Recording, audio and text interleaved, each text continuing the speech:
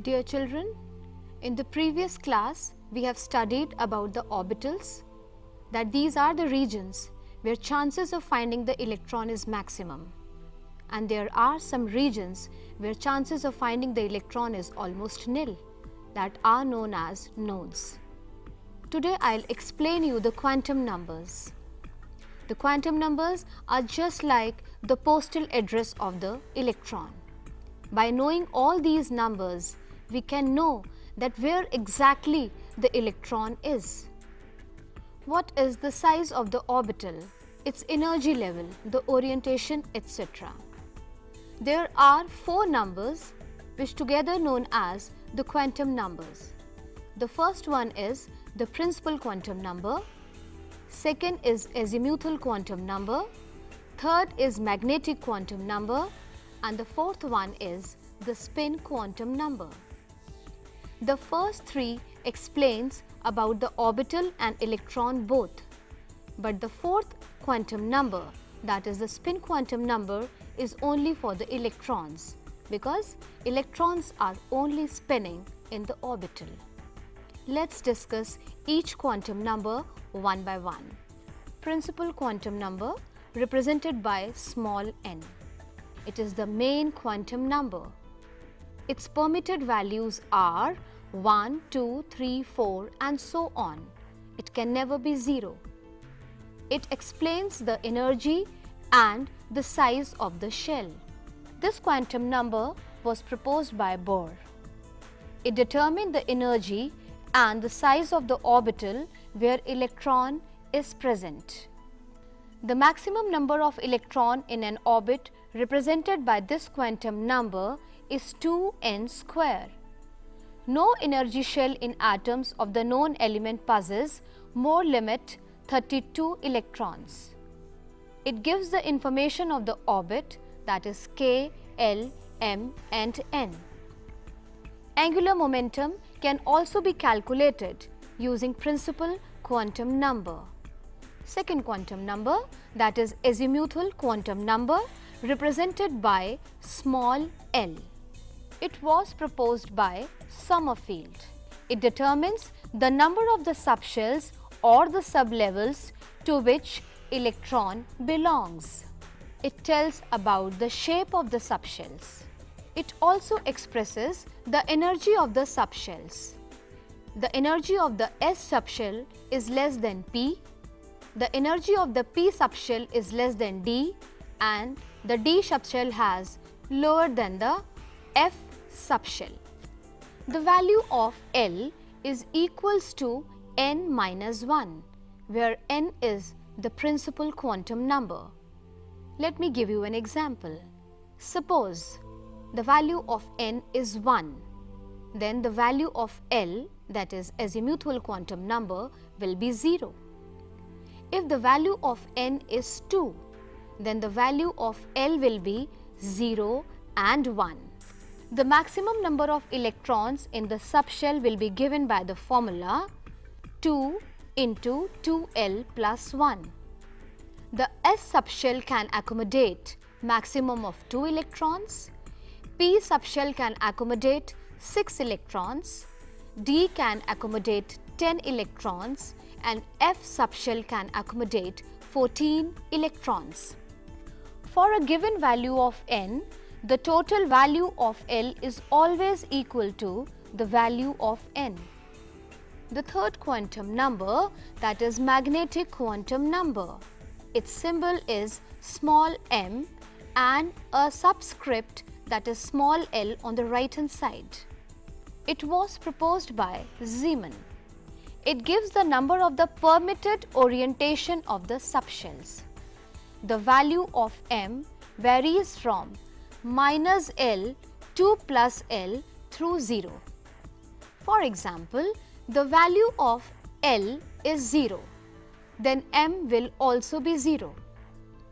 If the value of small l, that is azimuthal quantum number, is 1, then magnetic quantum number will be minus 1, 0, plus 1. If the value of L is 2, the value of M will be minus 2, minus 1, 0, plus 1, plus 2. For a given value of N, the total value of M is equal to N square. For a given value of L, the total value of M is equals to 2L plus 1. The last quantum number is the spin quantum number. This is only for the electrons. Its symbol is small m with the small s on the right hand side as a subscript. It was proposed by Goldschmidt and Uhlenbeck and denoted by the symbol of Ms. The value of Ms is plus half and minus half. These values shows that electrons are spinning either clockwise or anti-clockwise. I hope the quantum numbers are very much clear to you. Now let me proceed further and let me explain that how these orbitals are filled, how these electrons enter these orbitals. What are the rules which are governing the filling of these orbitals? There are three rules: the Aufbau principle, the Pauli's exclusion principle and the Hund's rule. The Aufbau principle. The Aufbau meaning the building up. According to this principle, if we have the orbitals of the various energies and they are vacant, then the orbital with the lower energy will be filled first. That is, the Aufbau principle states that the orbitals are filled in the order of increasing energy. The orbital with the lower energy will be filled first and the orbital with the higher energy will be filled later on. This is the series by which we can make it out that which orbital will be filled first. They are in the order of increasing energy. 1s orbital will be filled first, then 2s, 2p, 3s, 3p, 4s and so on. The Pauli's exclusion principle. This principle states that an orbital can accommodate maximum of 2 electrons. That is, an orbital can have the 2 electrons and the 2 electrons cannot have the same set of 4 quantum numbers. If the first 3 quantum numbers are same, then the fourth quantum number, that is the spin quantum number, will be different. Let me explain why.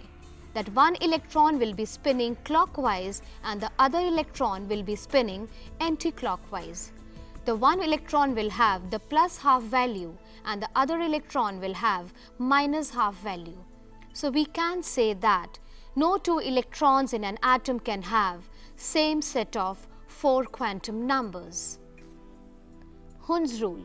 Hund's rule says that if the orbitals of the same energy are available means that they are all vacant, then first they are singly occupied and then the pairing starts. The fourth point which we have to remember while filling the electrons in the orbital is half-filled and fully filled orbitals are extra stable. It is due to the symmetrical distribution of electrons and the exchange energy. Here I am explaining you the fourth point by taking 2 examples, chromium and copper. Chromium, atomic number 24.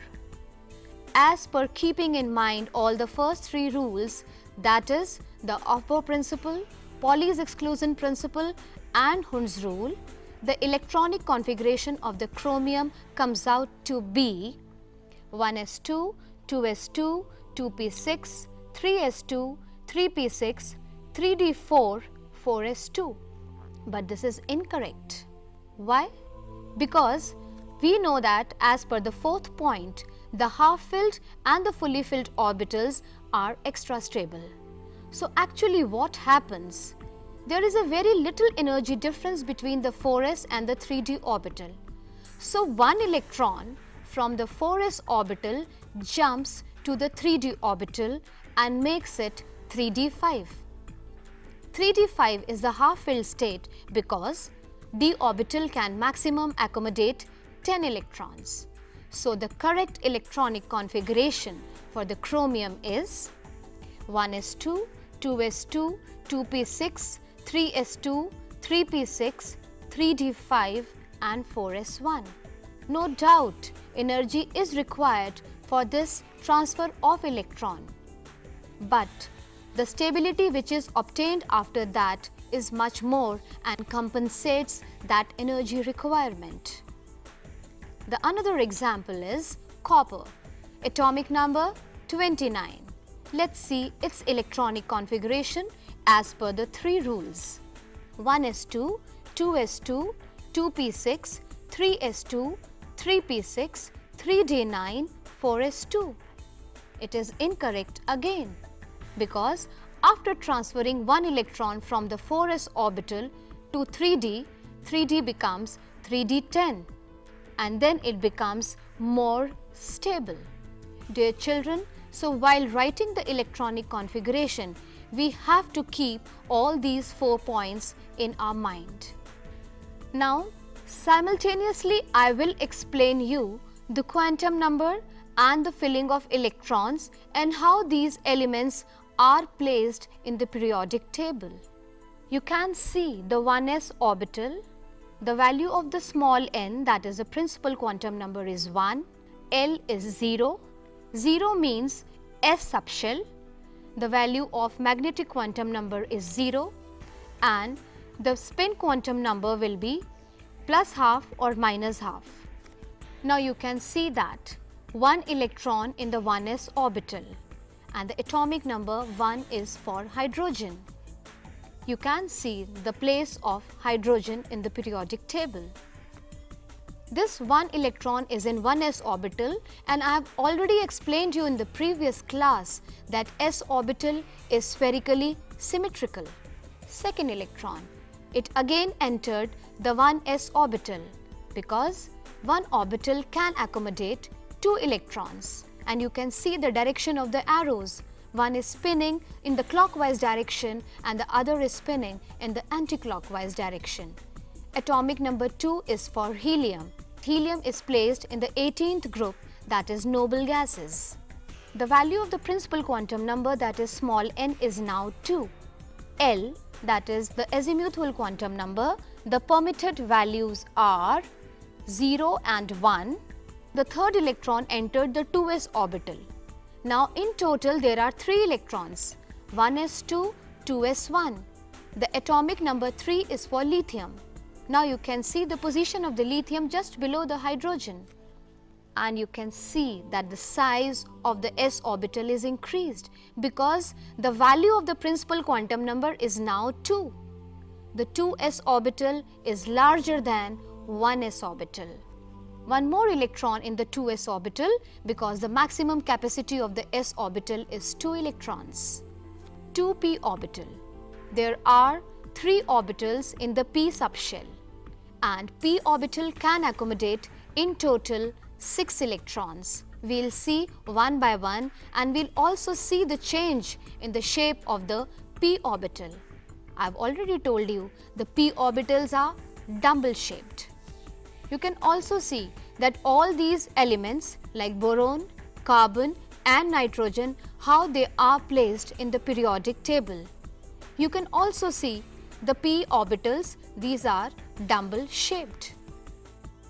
While writing the electronic configuration, as per the increase in the atomic number, the number of electrons will be increasing. I hope everything is clear to you.